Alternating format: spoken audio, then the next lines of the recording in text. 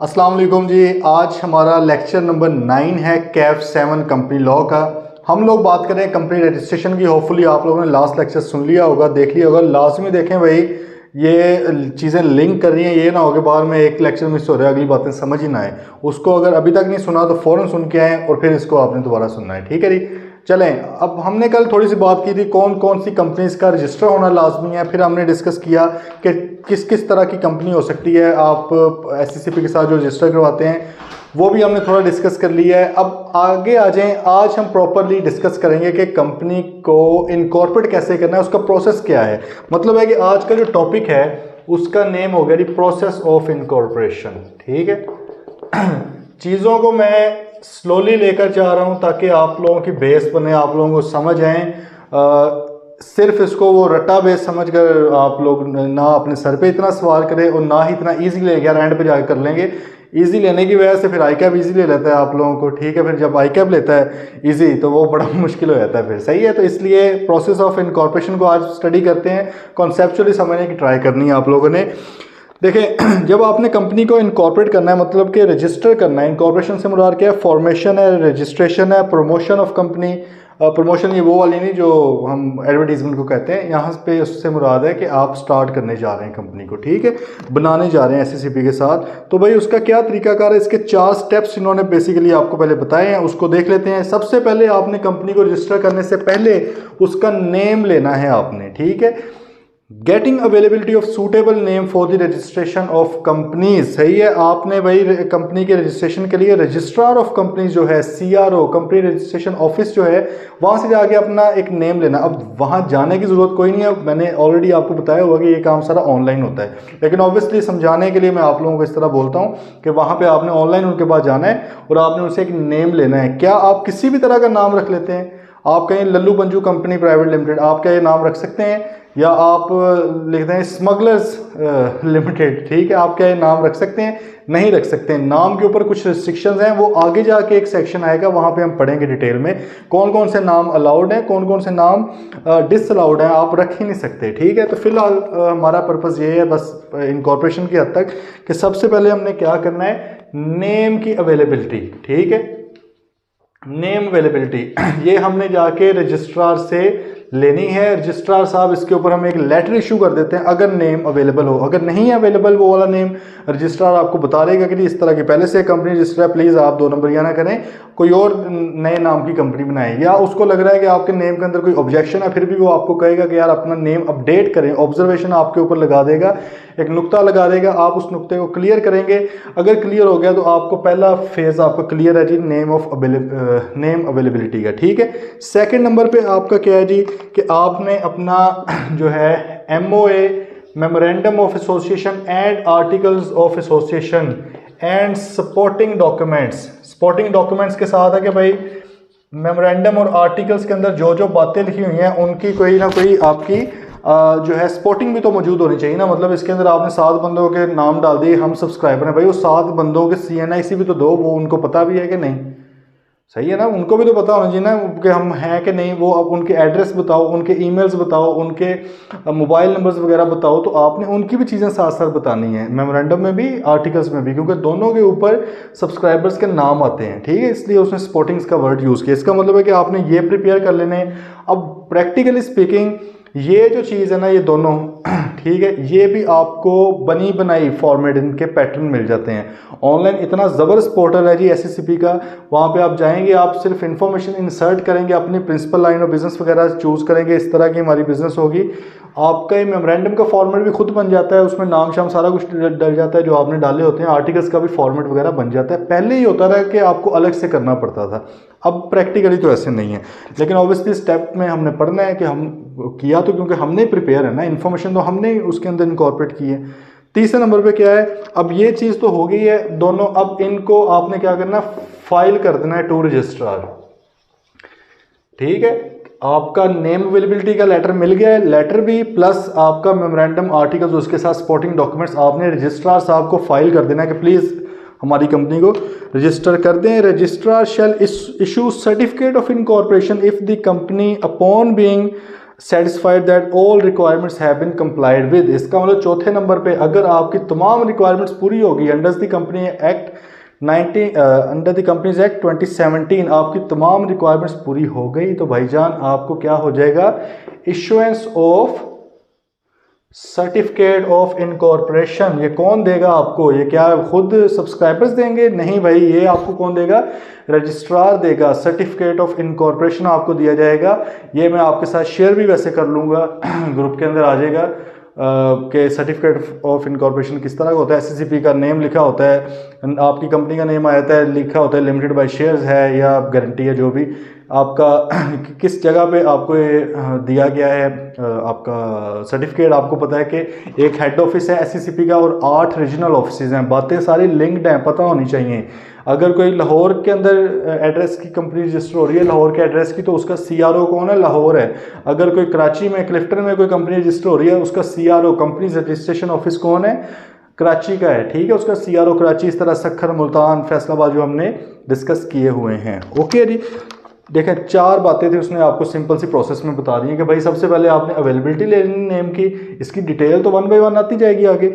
Memorandum prepare करना है, articles prepare करना है और इनके अंदर जो बातें की हुई हैं उनकी स्पोर्टिंग्स भी प्रोवाइड कर देनी है, ठीक है भाईजान, वेरीफाई कर लें यहाँ से। फिर जैसे आप मतलब कि आजकल वो एंडोमेंट फंड के फॉर्म्स भी जा रहे हैं, एक तो फॉर्म के अंदर आपने चीज़ें लिखी हुई हैं लेकिन उसके साथ सपोर्टिंग भी तो दी है ना कि सर ये जो नंबर लिखे हुए हैं ना, ये देख लें मेरी सनद, इसके अंदर लिखा हुआ है, ये मेरा सर्टिफिकेट देख लें, इसमें जो मैंने लिखा है थी मैंने कैफ के 3 पेपर पास किए, ये देखें मेरा रिजल्ट कार्ड, वो सपोर्टिंग होती है ना। CNIC मैंने अपना नंबर लिखा, ये देखें मेरा CNIC, ये फादर साहब का CNIC देख लें, फैमिली मेम्बर्स का देख लें, वो सपोर्टिंग डॉक्यूमेंट्स होते हैं। देन ये आपने चीज़ें बना के रजिस्ट्रार को फाइल कर दिया, रजिस्ट्रार ने चीज़ें चेक करनी है, कोई मसला हुआ आपको बुला लेगा, फ़ौरन रिजेक्ट नहीं करेगा, पहले अपॉर्चुनिटी ऑफ बीइंग हर्ड देगा। हमेशा कमीशन पहले या रजिस्ट्रार जो है आपको अपॉर्चुनिटी देता है कि अपने मामला को दुरुस्त कर लें, ठीक है। उन्होंने कहा आपने मामला को दुरुस्त कर लिया, आपको फिर जाके आगे इशुएंस होगी किसकी, सर्टिफिकेट ऑफ इनकॉर्पोरेशन की, ठीक है। अब आप क्या है अपना बिजनेस स्टार्ट कर सकते हैं। यहाँ पर एक मैं बात करूँगा, वो आप लोगों ने नोट कर लेनी है, आगे जाके मैं दोबारा आपसे पूछूंगा जहां पे वो बात डिस्कस होनी है। Issuance of certificate of incorporation से मुराद है कि आपकी कंपनी रजिस्टर होगी है। क्या जब रजिस्ट्रार आपको कह रहे हैं कि आपकी कंपनी रजिस्टर होगी, आप अगले ही सेकंड से बिजनेस करना स्टार्ट कर सकते हैं बतौर लिमिटेड कंपनी? क्या आप बिजनेस करना स्टार्ट कर सकते हैं? जवाब है हाँ, लेकिन के साथ अगर आपको सर्टिफिकेट ऑफ इनकॉर्पोरेशन दे दिया जाए रजिस्ट्रार की तरफ से तो आप अपना बिजनेस स्टार्ट कर सकते हैं। अगर आप एक प्राइवेट कंपनी है, प्राइवेट या एसएमसी दोनों कर रहे हो, ठीक है, अगर प्राइवेट या एसएमसी हैं तो आप फौरन उसी सेकंड पे अपना बिजनेस स्टार्ट कर सकते हैं। आपको एक लाइसेंस मिल गया बिजनेस स्टार्ट करने का। हाँ, अल्लाह साहब ने पैसे इकट्ठे करने हो लोगों से, वो जाहिर है फिर वो बैंक का अगर आपको लाइसेंस लेना पड़ेगा स्टेट बैंक के पास जाके, वो एक और चीज़ें हैं। लेकिन अगर कोई आम ट्रेडिंग का काम करना है, आपने फर्नीचर का काम करना है, तो आप फ़ौरन के फ़ौरन अपना बिजनेस स्टार्ट कर सकते हैं। लेकिन यही अगर आपकी होती पब्लिक कंपनी, ठीक है, अगर यही होती पब्लिक कंपनी तो आप सर्टिफिकेट ऑफ इनकॉर्पोरेशन मिलने पर काम नहीं स्टार्ट कर सकते थे, बल्कि अभी आपको एक और सर्टिफिकेट की ज़रूरत है। उसको कहते हैं certificate of commencement of business. Public limited company के लिए सिर्फ सर्टिफिकेट ऑफ इनकॉर्पोरेशन मिलने पर कारोबार स्टार्ट नहीं किया जा सकता, बल्कि सर्टिफिकेट फॉर कमिंसमेंट ऑफ बिजनेस भी लाजमी है। वो आगे जाके हम पढ़ लेंगे वो किस तरह होता है और कब मिलता है, ठीक है। लेकिन आप लोगों ने याद रखना है, इसको इधर लिख लें क्योंकि फिर ये चीज़ आगे आएगी तो इंशाल्लाह आपकी हेल्प होगी इसमें। चलें जी, अब बात आ गई registration of memorandum and article. अच्छा, जब भी रजिस्ट्रेशन का वर्ड आएगा ना, इसका मतलब सिंपल ही होता है कि रजिस्ट्रार को चीज़ें जमा करवाने की बात हो रही है और वो आगे से एक्सेप्ट कर रहा है, इसको रजिस्ट्रेशन कहते हैं। देखें ना, हमने कंपनी में भी यही किया, फाइल टू रजिस्ट्रार, रजिस्ट्रार को फाइल किया गया फॉर व्हाट, फॉर रजिस्ट्रेशन, ठीक है। अब वो यहाँ पर ये जो दूसरा पॉइंट है ना, इसको खुल के डिस्कस करने लगा है कि मेमोरेंडम और आर्टिकल्स को किस तरह आपने रजिस्ट्रार को फाइल करना है फॉर रजिस्ट्रेशन। लेकिन यहाँ पर सिर्फ प्रोसेस की बात हो रही है कि इनको फाइल किस तरह करना है। मेमोरेंडम होता क्या है डिटेल में, आर्टिकल्स होते क्या हैं डिटेल में, ये हम आगे जाके पढ़ेंगे, इसके ऊपर अलग से एक सेक्शन है, ठीक है। फिलहाल हम ये समझ लेते हैं कि मेमोरेंडम एक डॉक्यूमेंट बना हुआ है, आर्टिकल्स एक डॉक्यूमेंट बना हुआ है। Now we are going to file for registration.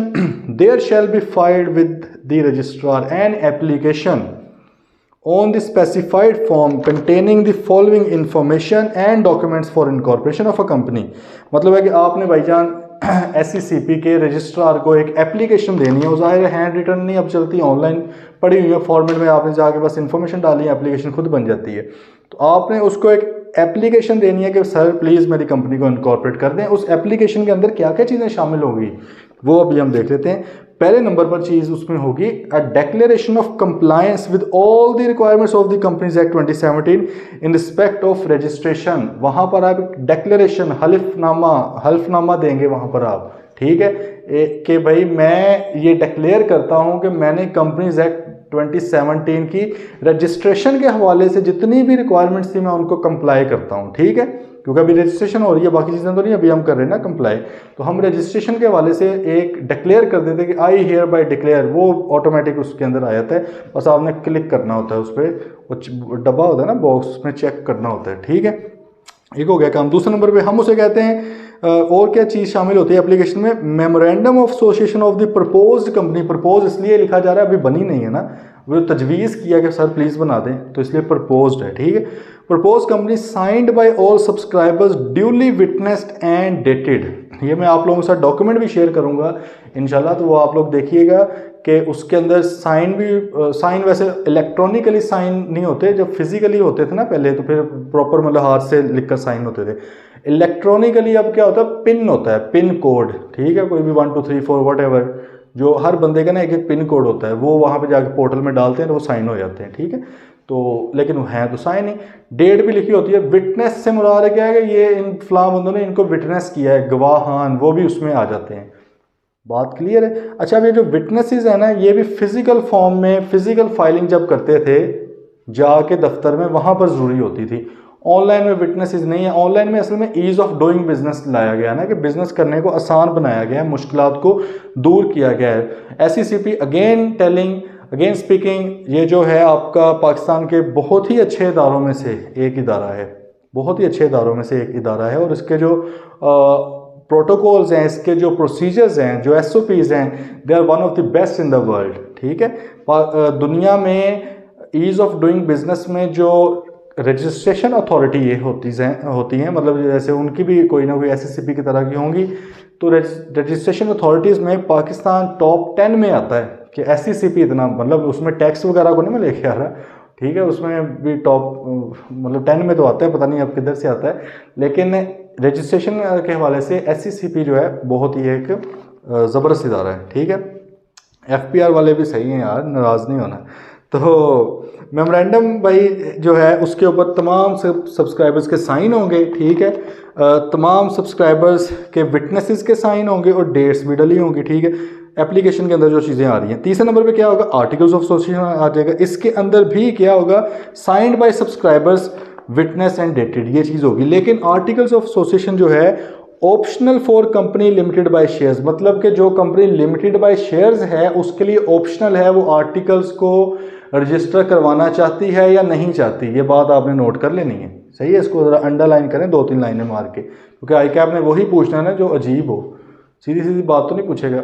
Memorandum her company ने रजिस्टर करवाना है। आर्टिकल्स ऑफ एसोसिएशन जो कंपनी लिमिटेड बाय शेयर्स है जिसकी लायबिलिटी उनके लिए ऑप्शनल है कि भाई करवाना है तो करवा लो वरना ना से। इसका मतलब गारंटी लिमिटेड या अनलिमिटेड कंपनी उन्होंने तो लाजमी करवाना है आर्टिकल्स रजिस्टर, लेकिन शेयर कैपिटल वाली जो कंपनी है उसके लिए ऑप्शनल है। लेकिन बेस्ट प्रैक्टिसेस के लिए ये होता है कि वो भी करवा लेते हैं, क्योंकि आर्टिकल्स के अंदर डिटेल में चीज़ें लिखी होती हैं कि भाई शेयर कैसे ट्रांसफ़र होंगे, डायरेक्टर्स कैसे बनेंगे, ठीक है, ऑफिस कैसे रजिस्टर होंगे, कब कब मीटिंग्स बुलाई जाएगी, उसमें डिटेल में बातें होती हैं। तो बजाय इसके बाद में जो फड्डा हो तो पहले से आप लिख कर मैंशन कर लो, ओके हो गया।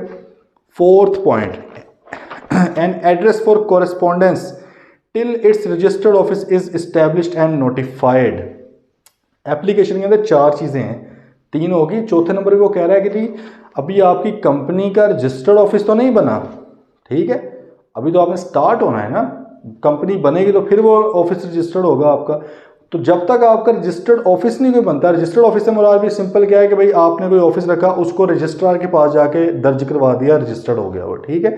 तो जब तक रजिस्टर्ड ऑफिस नहीं है तब तक कॉरेस्पॉन्डेंस कहाँ पे की जाए, SCCP ने कोई खत लिखना हो, कोई बात करनी हो, कहाँ पे जाके लेटर भिजवाएगा, वो भी आप मेंशन कर दें इसके अंदर। क्लियर हो गया। तो 4 बातें आपने एप्लीकेशन के अंदर मेंशन कर देनी है। आगे बात आ गई रिवाइज डॉक्यूमेंट्स। अगर भाई कंपनी ने कोई ऐसे डॉक्यूमेंट दिए हैं जहाँ पर रजिस्ट्रार को लग रहा है यार या तो ये गलत है या एक कन्फ्यूजन इसके अंदर क्रिएट हो गई है या कोई डॉक्यूमेंट देना ही भूल गई है कंपनी, तो रजिस्ट्रार साहब भाई मांग सकते हैं। उन्हें कहेंगे कि सर ये मिसिंग हो गई हैं आपकी चीज़ें, मेमोरेंडम नहीं आया, आर्टिकल्स नहीं आए, ठीक है। वैसे तो प्रैक्टिकली ये वाली चीज़ें तो मुश्किल ही मिस होती हैं क्योंकि ऑटोमेटिक होती है, ये मिस हो जाती हैं अक्सर। मतलब CNIC किसी का नहीं लगाया, सिंगल मेंबर कंपनी रजिस्टर करवानी थी, नॉमिनी का CNIC ही नहीं दिया, नॉमिनी की जब डिटेल्स दी हैं वहाँ पे नाम शाम लिखा तो भाई CNIC की कॉपी भी तो दो ना साथ, वो नहीं प्रोवाइड की। तो ये तो अक्सर मिस हो जाता है क्योंकि आमतौर पे जब प्राइवेट कंपनी से रजिस्टर कर रहे होते हैं तो प्रैक्टिस नहीं ना होती क्योंकि कोई नॉमिनी तो नहीं ऐड करना होता, सिर्फ शेयर होल्डर्स को, डायरेक्टर्स के आप CNIC वगैरह देते हैं। लेकिन जब SMC करनी होती है तो फिर एक एडिशनल बंदा नॉमिनी के भी देना होता है, वो अक्सर लोग भूल भी जाते हैं, ठीक है। तो ये एक एग्जाम्पल है। तो आपको भाई अगर कोई चीज़ मिस हो गई है तो रजिस्ट्रार आपसे ऑब्जर्वेशन लगा के भेज देता है कि सर ये फ़लाँ चीज़ें आप हमें दे दें, ठीक है। या आपकी कोई रिक्वायरमेंट मीट नहीं कर रहे, आपका नेम कुछ ऐसा रखा हुआ है जो नहीं मीट कर रहा, तो रजिस्ट्रार वो भी आपको कह सकता है कि इसको सही करें, आपको एक पीरियड दे रहेगा कि इसके अंदर अंदर करें वरना मैं फारिग कर दूंगा, ठीक है। रिफ्यूज़ल बाय रजिस्ट्रार, अगर भाई एप्लीकेंट जो है जिसने अप्लाई किया हुआ है वो अपनी डेफिशिएंसी को, अपनी कमियों को पूरा नहीं करता with in that specified time, ठीक है, जो टाइम आपको दिया गया था, रजिस्ट्रार साहब के पास अब ऑप्शन है कि वो रजिस्ट्रेशन को रिफ्यूज़ कर सकता है, इनकार कर सकता है। मतलब है कि आमतौर पे वैसे कोई 15-20 दिन 25 दिन का टाइम मिल जाता है कि यार आप मसले को हल कर लें। अगर हल किया नहीं जा रहा और एक दो बार उसकी तरफ से आगे लेटर भी बनाया जाता है कि सर आपकी एप्लीकेशन पड़ी हुई है, इसको मसले को क्लियर करें, अगर आप नहीं करें तो भाई फिर वो राइट पे है ना बंदा, उसने आपको अपॉर्चुनिटी दी थी, आपने नहीं किया, अब वो क्या करेगा, रिफ्यूज़ कर देगा। इस रिफ्यूज़ल के खिलाफ आप कमीशन के पास जा सकते हैं, ठीक है जी। आप मतलब रजिस्ट्रार ने रिफ्यूज़ कर दिया है, कंपनी को रजिस्टर करने से इनकार कर दिया है, आपके पास सिर्फ एक ही ऑप्शन है, एक स्टेप आप ऊपर जा सकते हैं, किसके पास, कमीशन के पास। मतलब रजिस्ट्रार जिसका रजिस्ट्रार है SECP का, SECP के हेड को, चेयरमैन साहब को आप लिख दें, वैसे इनका एक अलग से डिपार्टमेंट होता है उसमें, आप उनको एप्लीकेशन लिख दें कि भाई मेरी कंपनी को इन्होंने फारिग कर दिया, हालांकि मैं तो बड़ा मैंने डॉक्यूमेंट्स प्रोवाइड किए थे, तो मैं इसके खिलाफ अपील करना चाह रहा हूँ। तो जब रजिस्ट्रार ने आपको रिफ्यूज़ल किया है, वो जाहिर है उसका रिफ्यूज़ल भी इन रिटर्न ऑर्डर होता है कि मैं नहीं कर रहा इसको रजिस्टर, उसके 30 दिन के अंदर अंदर within 30 days of that refusal you can go to SECP and appeal against the order of registrar. आप भाई वहाँ पर जाकर कह सकते हैं कि सर इसको ज़रा फारिग कराएं, ठीक है, इस ऑर्डर को, और मुझे अलाउ किया जाए 30 दिन के अंदर अंदर। लेकिन अब कमीशन का जो भी फैसला होगा वो हतमी होगा। मतलब एक कमीशन के फैसले के खिलाफ आप अब किसी अदालत में नहीं जा सकते, कानून ने मना कर दिया। कानून ने कहा कि भाईजान रजिस्ट्रार के पास आप गए, रजिस्ट्रार ने आपकी बातें सुनी, वो नहीं सेटिस्फाई हुआ, उसने नहीं रजिस्टर की, अब आपको एक और चांस दिया जा रहा है, आप कमीशन के पास चले जाओ, बस वो भी 30 दिन के अंदर अंदर। अगर 30 दिन से निकल गया टाइम तो फिर भी आप फारिग हो, ठीक है। और अगर कमीशन ने इनकार कर दिया आपके अपील के ऊपर, तो फिर आप इसके ऊपर नहीं जा सकते। And order of the commission shall be final and shall not be called in question before any court और अदर अथॉरिटी। अब वो कहीं पे भी नहीं जा सकता। ओके होगी जी, बात समझ आ गई आप लोगों को? चलें, शुक्र है। अब नीचे आ गई जी, criteria for registration if the registrar is satisfied that all requirements. पहले तो हमने रिफ्यूज़ल वाली बात कर ली ना, अब दूसरी बात क्या होगी कि अगर रजिस्ट्रार को लगता है कि भाई आपने तमाम रिक्वायरमेंट्स जो हैं पूरी कर ली हैं, तमाम रूल्स रेगुलेशंस जो हैं उनको कंप्लाई कर लिया है, आपके मेमोरेंडम और अदर डॉक्यूमेंट्स वगैरह को वो रजिस्टर कर लेगा और आपको क्या थमा देगा, आपके हाथ में दे देगा वो इशुएंस ऑफ COI, मतलब के सर्टिफिकेट ऑफ इनकॉर्पोरेशन आपको हाथ में पकड़ा दिया जाएगा और आप जाके उसको फ्रेम करवा के जहाँ पे मर्जी लगाएं, ठीक है। तो आपको क्या दे दिया जाएगा भाई, सर्टिफिकेट ऑफ इनकॉर्पोरेशन, अगर वो आपके उससे खुश हो गया। मतलब है कि जो हमने 4 स्टेप पढ़े थे ना क्विक, अब उसको उसने खोल कर बता दिया। अब सर्टिफिकेट ऑफ इनकॉर्पोरेशन पे वो दोबारा से बताने लगा। ये मैं आप लोगों को शेयर कर रहा हूँ आज ही, ठीक है। इसको भी आप लोगों ने देख लेना है, ये सारी बातें उस पर आपको नज़र आ जाएंगी। प्रैक्टिकली देखना इसलिए ज़रूरी है कि पेपर में ये चीज़ें भूल भी गई जाएंगी तो इंशाल्लाह वो तस्वीर नहीं भूलेगी आपको। आप देख लो यार, अच्छा उत्ते करके ये लिखे, सी होते हैं लिखे। चलो जी, 5 नंबर के देखें, 5 ऑप्शन है। List the enlist the matters that are discuss on a certificate of incorporation, ये आ सकता है, तो आप सिंपली उसको कर सकते हैं। On registration the registrar shall issue a certificate of incorporation that shell state, उसके ऊपर क्या लिखा होगा, name and registration number of the company, company का नाम लिखा होगा, कंपनी का रजिस्ट्रेशन नंबर जिसको हम बोलते हैं CUIN, सही है, क्या बोलते हैं CUIN, यूनिक आइडेंटिफिकेशन नंबर होता है। यूनिक से मुराद क्या, हर बंदे का अलग है, जैसे CNIC हर शख्स का अलग है, ठीक है, इस तरह ये नंबर भी हर कंपनी का अलग अलग होता है, ताकि कोई भी कंपनियां सिमिलर ना, ये ना हो कि एक CUIN के ऊपर पता लगे कोई 10 कंपनियां बनी हुई हैं, ठीक है, तो अलग अलग उनको रखा जाता है। तो आपको एक नंबर नज़र आ रहा होगा, आप वो देखिएगा जो सर्टिफिकेट भी आपको भेजा है, तो वो एक आपको नज़र आ गया, नेम भी आ गया, रजिस्ट्रेशन नंबर भी नज़र आ गया, डेट ऑफ इनकॉर्पोरेशन भी आपको ऊपर नज़र आ गई है, ठीक है, रजिस्टर्ड डेटेड फ्लां ये आपको नज़र आ रहा है, ये आ गई, weather it is a private और पब्लिक कंपनी ये भी आ गया, ये तो उसके नाम में ब्रैकेट अगर लगा के लिखा हुआ है प्राइवेट लिमिटेड सही है या SMC प्राइवेट लिमिटेड तो वो पता लग जाए, अगर ये नहीं लिखा हुआ तो फिर क्या है, लिमिटेड है, पब्लिक लिमिटेड है। Then whether it is a limited और अनलिमिटेड कंपनी, ये भी आ रहेगा कि लिमिटेड बाय शेयर्स है या लिमिटेड बाय गारंटी है, और अगर ये अनलिमिटेड होती तो लिखा होता कि अनलिमिटेड कंपनी है। And if it is limited weather it is limited by shares और गारंटी, ठीक है जी। ये 5 चीज़ें भैया आपकी सर्टिफिकेट ऑफ इनकॉर्पोरेशन के ऊपर है, लाजमी तौर पे सर्टिफिकेट ऑफ इनकॉर्पोरेशन असल वाला देखिएगा, ठीक है। यही वो जो चीज़ें हैं जो मैं आप लोगों को कोशिश करता हूं कि दूसरे जो टीचर्स हैं, जो हो सकता है या बल्कि हो कह सकता है मेरे से बहुत ही अच्छा पढ़ाते होंगे, इसमें कोई शक नहीं, हम तो खुद एक स्टूडेंट हैं अभी, ठीक है, मैं खुद सीखता हूं, लेकिन मेरी ये कोशिश होती है कि आप लोगों को एक प्रैक्टिकल एस्पेक्ट दिया जाए, क्योंकि आपने कौन सा सिर्फ ये कैफ करके छोड़ देना है भाई, इंशाल्लाह आप लोगों ने आगे जाके 3-4 साल तक आप सारे के सारे लोग क्या हैं, क्वालिफाइड CAs हैं, ठीक है। आप में से बहुत से लोग, मेरी ये ख्वाहिश है कि मेरे कंपेटिटर बने, फर्म्स अपनी खोलें, फर्म में आओ यार, मिलके आप लोगों का काम भी यही है, इंसानियत की फलाह करना, मेरा नहीं वैसे ख्याल है कि तुम लोगों का ये मोड है, लेकिन पैसा कमाना तो है ना भाई, ठीक है। तो जिनका इंसानियत को भी थोड़ा सीधा करना है, ये जो गलत प्रैक्टिसेस चल रही हैं उनको बेहतर करना है, तो इंशाल्लाह हम लोग मिलकर करेंगे। उसके लिए ज़रूरी है कि आप लोगों को प्रैक्टिकल नॉलेज चीज़ों का हो, सिर्फ थ्योरेटिकल पढ़ने के लिए नहीं है, प्रोफेशनल कोर्स है ब्रो, ओके। तो certificate to be conclusive evidence, conclusive से मुराद है कि भाई अगर सर्टिफिकेट आपको मिल गया, उसके ऊपर स्टैंप लगी हुई है, ये इस बात का हतमी सबूत है कि आप रजिस्टर हो गए हो, आपको कुछ और बताने की ज़रूरत नहीं है। कोई नहीं देखें, आप एक ID कार्ड, अगर ओरिजिनल वाला है, 2 नंबर हो तो अलग बात है, ओरिजिनल ID कार्ड है, क्या वो हतमी सबूत है आपके सिटीज़न होने का पाकिस्तान के? ऑब्वियसली भाई, नेशनल आइडेंटिटी कार्ड है आपका, कौमी शनाख्ती कार्ड, शनाख्त है आपकी वो।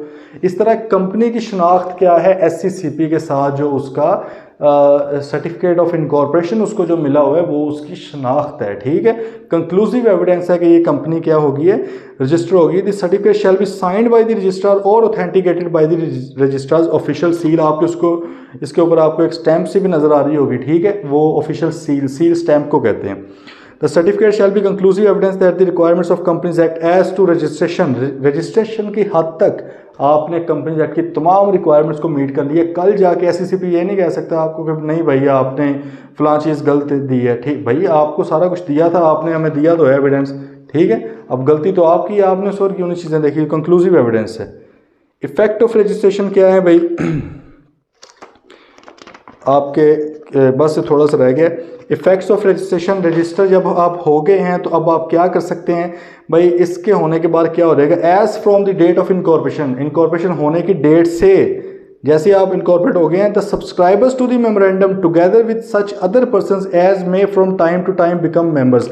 सब्सक्राइबर्स तो वो वाले मेंबर हैं ना जिन्होंने कंपनी बनाई है, लेकिन क्या सिर्फ यही सारी ज़िंदगी मेंबर रहेंगे भाई, और भी तो लोग आ सकते हैं ना। तो सब्सक्राइबर्स भी या बाद के आने वाले मेंबर्स भी are a body corporate by the name stated in the certificate of incorporation. अब वो सर्टिफिकेट ऑफ इनकॉर्पोरेशन के अंदर जो कंपनी का नेम लिखा हुआ है उस नेम से एक बॉडी कॉर्पोरेट बन चुका है। हमें पता है ना कि हर कंपनी बॉडी कॉर्पोरेट भी होती है, तो एक तो ये इफेक्ट हो गया। दूसरे नंबर पे the body corporate is capable of exercising all the functions of an incorporated company and having perpetual succession. ये हमने टर्म्स पढ़ी हुई हैं कि भाई आपकी परपेचुअल सक्सेशन का मतलब क्या है कि कंपनी अलग हो गई, शेयर होल्डर्स अलग हो गए या मेंबर्स उसके अलग हो गए, कंपनी को मौले ने मौला ना मारे तो मौला नहीं मरता, ठीक है। कंपनी नहीं मर सकती जब तक उसको प्रॉपरली वाइंड अप ना किया जाए, शेयर होल्डर्स जहाँ पे मर्जी जाते फिरें।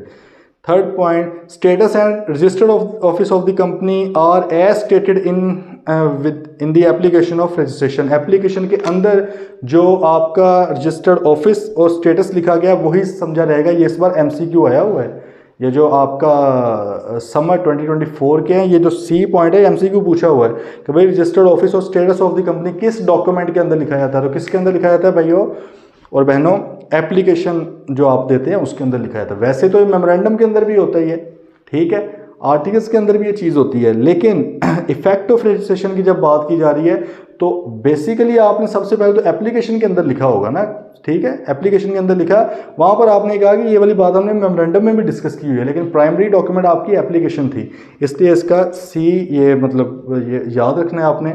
Then D point, in case of a company having share capital the subscriber to the memorandum become holders of initial shares.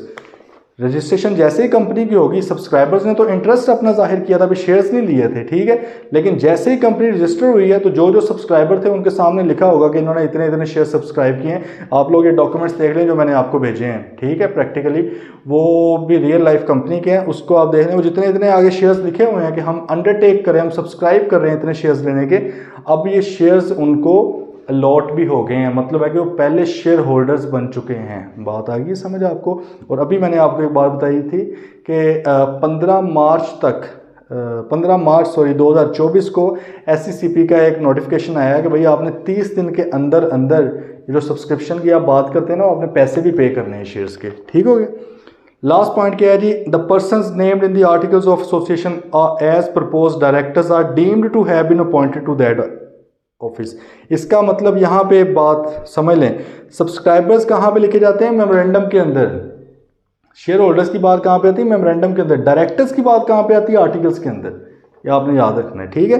Directors कहाँ पे लिखे जा रहे हैं भाई, आर्टिकल्स के अंदर जाके डायरेक्टर्स लिखे जा रहे हैं। उनको प्रपोज्ड डायरेक्टर लिखा था ना, क्योंकि तब कंपनी तो नहीं बनी थी, अब कंपनी बन गई है तो वो प्रपोज्ड डायरेक्टर एक्चुअल डायरेक्टर्स बन चुके हैं, ठीक है। यही समझा रहेगा कि उसको आपने अपॉइंट कर लिया है। आगे एक बात लिख लें, आगे जाके पढ़ेंगे तो फिर मैं दोबारा लिंक करवाऊंगा।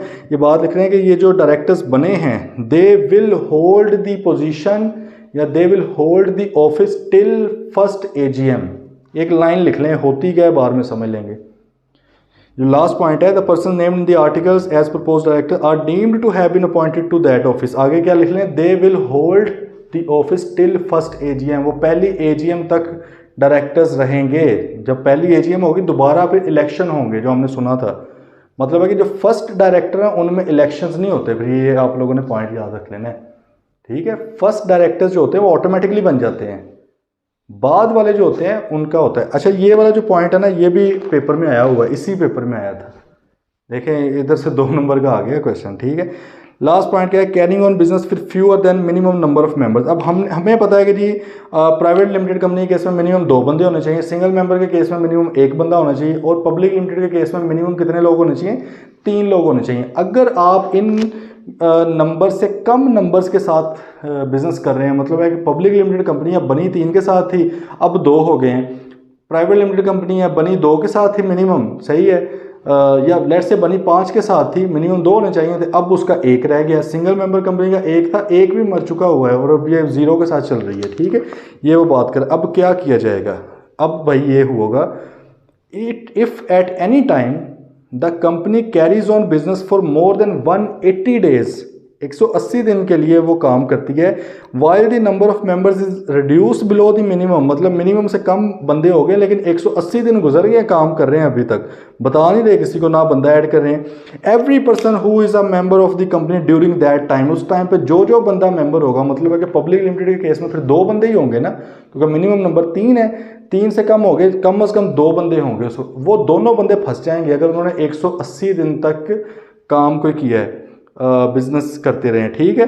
तो वो बंदे जिन्होंने 180 दिन तक काम किया and is Cognizant of the factor, उन्हें पता था कि ये हमारी लिमिटेशन लगी हुई है, मतलब हम कम लोग काम कर रहे हैं, ठीक है। क्या किया जाएगा, shall be severally liable for payment of whole debts of company.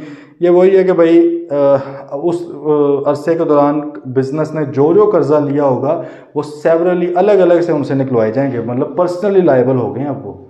पहले भी हमने एक जगह पे बात पढ़ी है कि पार्टनरशिप 20 से ज़्यादा लोग पार्टनरशिप में निकल गए हैं, कंपनी के तौर पर रजिस्टर नहीं कर रहे, तो हमने कहा था एक तो पेनल्टी लगेगी लेवल 1 की, और साथ क्या होगा, जो बिजनेस के कर्जे हैं उनके भी आप जिम्मेदार होंगे। यहाँ पर जो ये कह रहा है कि मिनिमम नंबर ऑफ मेंबर से अगर कम मेंबर्स हो गए हैं तो उस वक्त जितने भी मेंबर्स मौजूद हैं जिन्होंने 180 दिन कम से कम कोई कारोबार चलाया है कम मेंबर्स के साथ, वो अब पर्सनली लायबल होंगे बिजनेस के कर्जों के लिए, ठीक है। And may be suit there for without jointer in the suit of any other member. Without jointer से मुराद क्या है, वही बात कि जॉइंट लाइबिलिटी ज़रूरी नहीं है। मे बी का मतलब है कि हो सकता है कि अगर 3 मेंबर्स थे कम से कम, अब रह गए हैं 2, ठीक है। तो जिन लोगों से कंपनी ने कर्जा लिया था, अब वो कंपनी उन दोनों के ऊपर इकट्ठा भी केस कर सकती है। आपको पता है जॉइंटली भी लायबल है और सेवरली भी लायबल हैं। क्लियर है जी ये बात, ये आप लोगों को होपफुली समझ आ गई होगी इसकी। बाकी इसकी एग्जांपल्स हैं ये जो है ये आप लोगों ने इसको देख लेना है। कल बल्कि हम इसको एक बार वैसे आप रिवाइज़ कीजिएगा। कल हम ये एग्जांपल्स भी कर लेंगे, प्रैक्टिस क्वेश्चन पास पेपर का है ये भी कर लेंगे और इसके एमसीक्यूज़ भी करेंगे और मैं आप लोगों को ग्रुप के अंदर भेज दूंगा आपकी होम असाइनमेंट इस चैप्टर की। काइंडली उसको प्लीज़ कम से कम रीड तो लाजमी करना है यार। और जो अगर आप थोड़ा सा मेरे पर रहम करना चाहें या अपने आप पर रहम करना चाहें तो उसको थोड़ा सा कुछ क्वेश्चन लिख कर भी कर लीजिएगा, ठीक है। वो मैंने कल भी आप लोग एक पिछले परसों चौथ भी आपको मैंने क्वेश्चन दिया था, वो भी होपफुली आपने किया होगा। मुझे भेज दिया करो यार, मैं चेक कर लिया करूँ। देखो एक टीचर खुद आपको कह रहा है कि मैं खुद मार्क करके दूंगा, इससे बेहतर क्या होगा। हमें तो जब खुद भी हम पढ़ते थे कभी तो टीएस भी नहीं इतनी लिफ्ट करवाते थे इतनी मैं कोशिश करता हूँ आप लोगों की करवाने की। तो इसका फ़ायदा उठाने की कोशिश करें, नाजायज़ फ़ायदा उठा लो लेकिन उठाओ भाई, ठीक है। चलें फिर इंशाल्लाह कल मिलते हैं। टिल देन टेक केयर, अल्लाह हाफ़िज़।